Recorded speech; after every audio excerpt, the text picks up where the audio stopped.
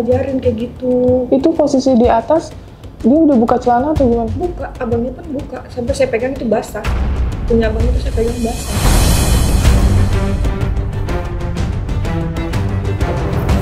Dua atau tiga kali? Di kamar. Di kamar. Siapa yang ngajakin? Itu tiap hari. Tiap hari? Kadang sih kadang.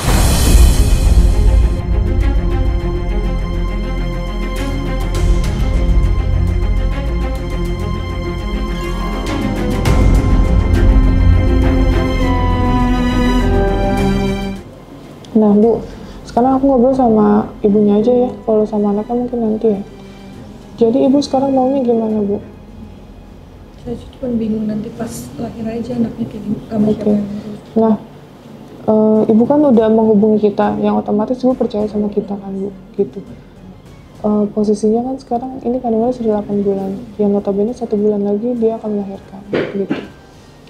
Dan saya yakin sih kalau dia tinggal di rumah mentalnya pun nggak akan baik-baik aja karena ada tetangga, ada teman-temannya, mulut semuanya gitu. Nah gimana kalau misalnya anaknya ini tinggal di sini sama kita di sini? Saya sih nggak apa-apa, cuman anaknya. Gimana sayang?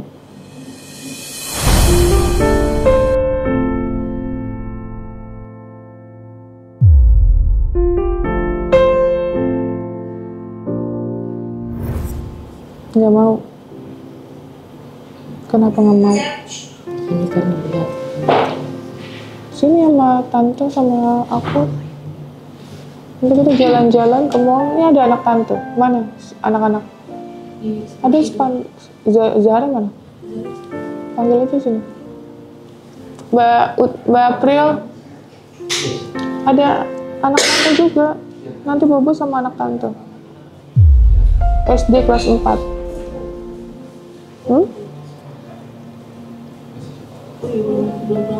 Belum sekolah. Sih kali berbau atau kalau udah sekali baru kenal. Saya selama fase tahun ini sih nggak pernah keluar. Saya nggak kasih keluar. Soal takutnya kan mulut orang kan.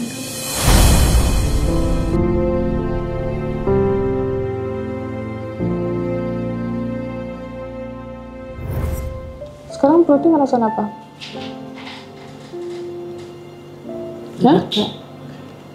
Sakit nggak? Begah? Tahu nggak apa yang terjadi sekarang? Hah? Tapi ngerti lagi hamil. Hamilnya siapa?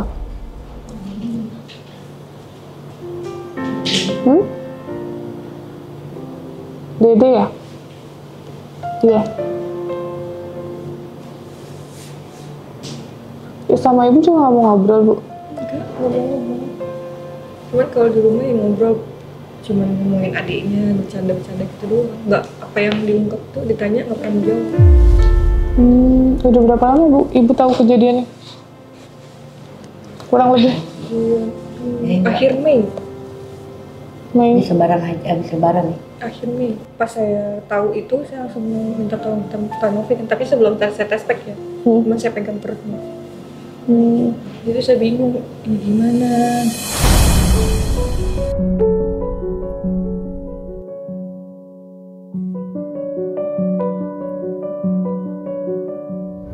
Ini harus dibawa ke psikolog anak Bu, biar ada ini dulu, maksudnya kayak fokusnya ini kenapa gitu loh, harus ada penyelesaian. Kalau kita nanya basic kayak gini doang nggak akan dijawab, nggak akan tahu juga kenapa mentalnya bisa melakukan hal itu harus tahu Bu.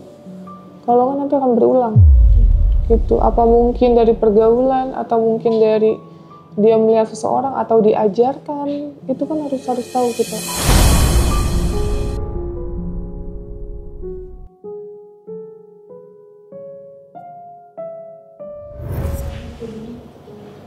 Nanti ada anak Tante Novi, kita main ya sama anak Tante Novi ya. Ya, nggak usah takut. Kan di sini semua cewek-cewek, nggak ada cowoknya. Cowok-cowok nanti pulang.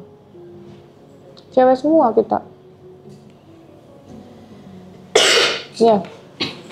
Di sini deket sama mall Lipo Karawaci, bisa main nanti ke mall. Sama anak Tante Novi. Anak Tante Novi ada 5. Ya. Takut nggak? Masih takut ya? Gak usah takut ya.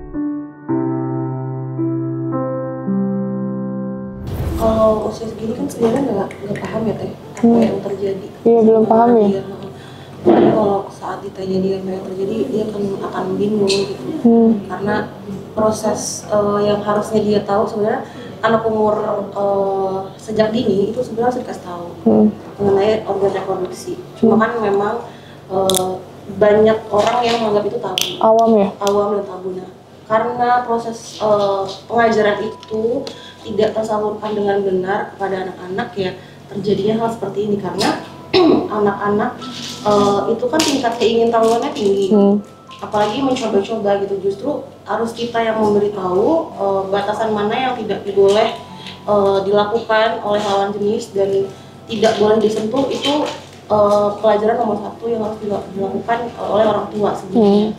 Nah, kalau misalkan hal itu tidak diberikan dengan baik, ya akan terjadi itu coba-coba, terus dia akan melakukan, bahkan sampai melakukan, dan yang terakhir ekstrim ya itu sampai ada kehamilan gitu.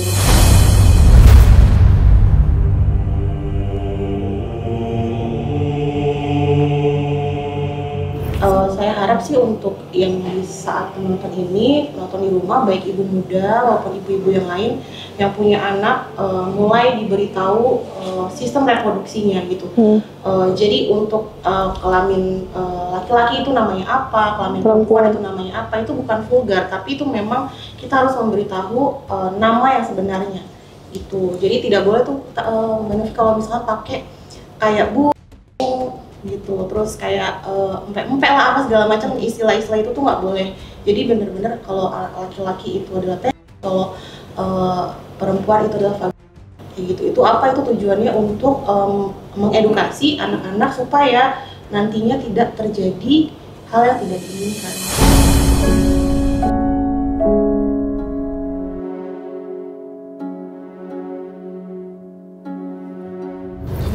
Terus ditambahan mungkin lebih diajarkan kayak aku nih misal sama anak-anak aku, kalau misalnya sama lawan jenis atau laki-laki, area-area apa aja yang tidak boleh disentuh, misalnya bagian dari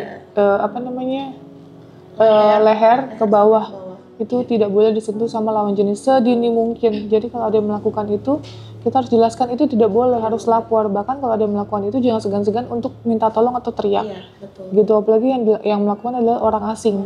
Jangan orang asing, orang terdekat aja kita sekarang udah harus berhati-hati banget. Karena di mana-mana aku melihat ya Mbak, laporan kita banyak ya Mbak tentang anak kecil yang notabene kondisinya dilakukan pemeriksaan atau pelecehan sama orang-orang terdekat gitu. Bahkan maaf ada kelas 1 SD, ada TK, ada anak umur 3 tahun gitu. Itu kadang sampai mikirnya nggak masuk akal, tapi emang ini terjadi.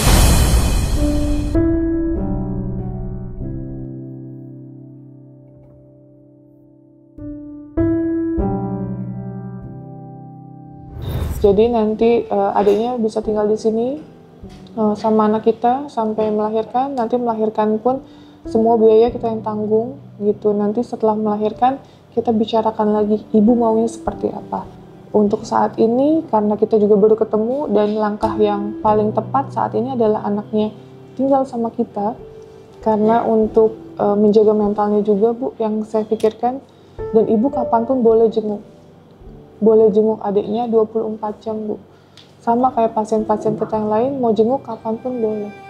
Jadi kita nggak pernah melarang kayak ini udah malam, nggak apa-apa Bu, ibu mau jenguk jam 10, jam 11 pun kita nggak masalah.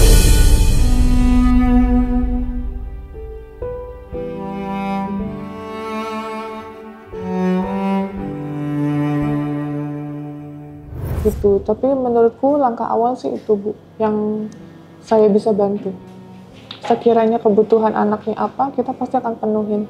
Mulai dari vitamin, susu, karena gimana pun ini kan yang dikandung nggak salah Bu, tetap harus dirawat, tetap harus diurus dengan baik. Walaupun kondisi 8 bulan, semaksimal mungkin kita akan konsultasi ke dokter, apa yang dibutuhkan, vitaminnya, susunya, kita cukupi semuanya. Gitu. Ibu bisa fokus juga, ibu kerja, ibu mau video call boleh, ada nomor pengasuh perawat di sini nanti. Jadi ibu nanti nggak takut lagi untuk ini gimana nanti ini gimana gitu. Karena kan di sini 24 jam rumah sakit juga terdekat ada gitu. Gitu sih Bu. Kalau pihak dari ibu gimana maunya? Kalau saya sih nggak apa-apa. Mm-mm. Biar dia di sini juga kan kerawat. Mm-mm. Kan bukan untuk selamanya ya Bu, gitu bukan untuk selamanya dia tinggal sama kita, enggak. Ini untuk demi kebaikan anaknya itu pertama. Terus yang kedua, saya yakin lingkungan di sekitar juga pastinya akan ramai sekali dengan perbincangan mereka yang kita nggak bisa jangkau, mulut mereka yang kita nggak bisa jangkau. Dan jujur kalau untuk saat ini sih aku nggak tahu nih ya, maksudnya pelakunya ini gimana Mbak jadinya Mbak? Mungkin nanti setelah ini akan ada interview dulu Teh. Iya harus diinterview dulu Bu. Untuk kedua anak kan ini abangnya sama adiknya secara terpisah. Terus setelah itu baru nanti ada kesimpulan dari situ. Gitu. Tapi tetap memang sebenarnya bukan adiknya aja yang harus dirujuk ke psikiater, kakaknya tuh sebenarnya juga harus.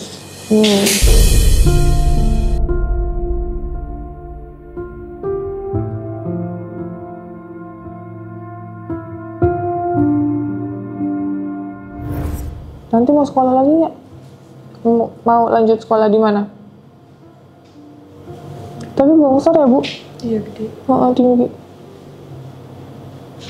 Sekolah mau di mana? Nggak tahu. Mau cita-citanya sekolah di mana nih? Kamu mau negeri apa swasta? Negeri. Berarti harus tahun depan ya Bu ya? Iya tahun depan. Harus tahun depan. Ya. Udah nggak buru.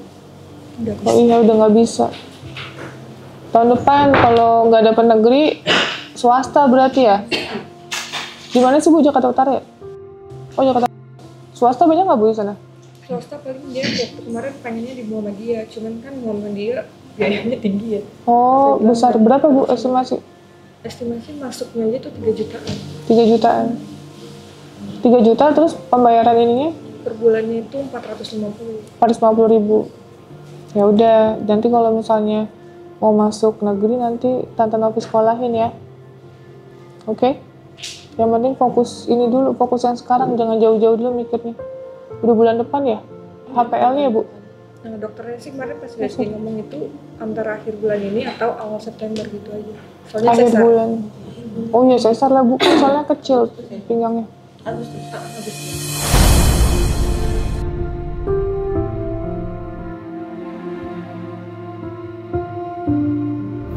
Jadi konsultasiin lagi nanti, mulai dari ininya, kandungan, mentalnya, semuanya satu-satu. Ya, oke, siap. Nanti Tante Novi sekolahin ya. Harus baik-baik ya, harus jadi anak baik ya. Sayang lo, cantik lo kamu.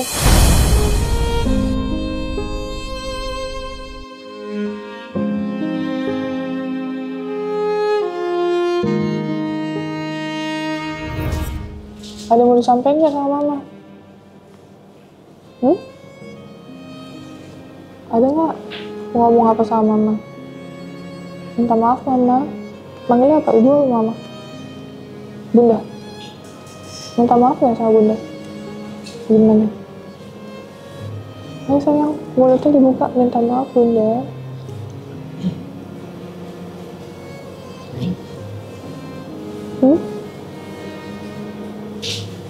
Gak apa-apa. Jangan nangis.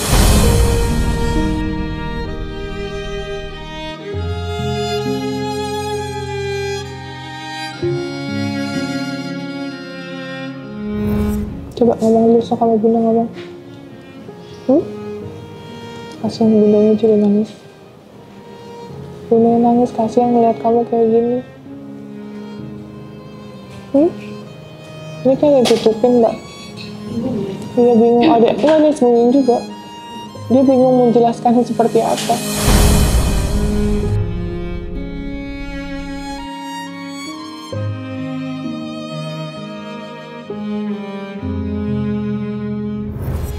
Ya udah nanti main sama anak Tante Novi di sini ya, sama Kakak Zahra ya. Oke? Kita jalan-jalan, kamu mau kemana? Mau ke mall nggak? Tapi perutnya sakit nggak kalau jalan-jalan? Nggak sakit, biasa aja. Nanti kita beli baju baru ya. Bawa baju nggak? Nggak usah. Beli baju baru ya. Oke? Jangan takut sama Tante Novi. Kamu coba dulu 1 hari di sini. Kalau nggak betah besok tante pulangin.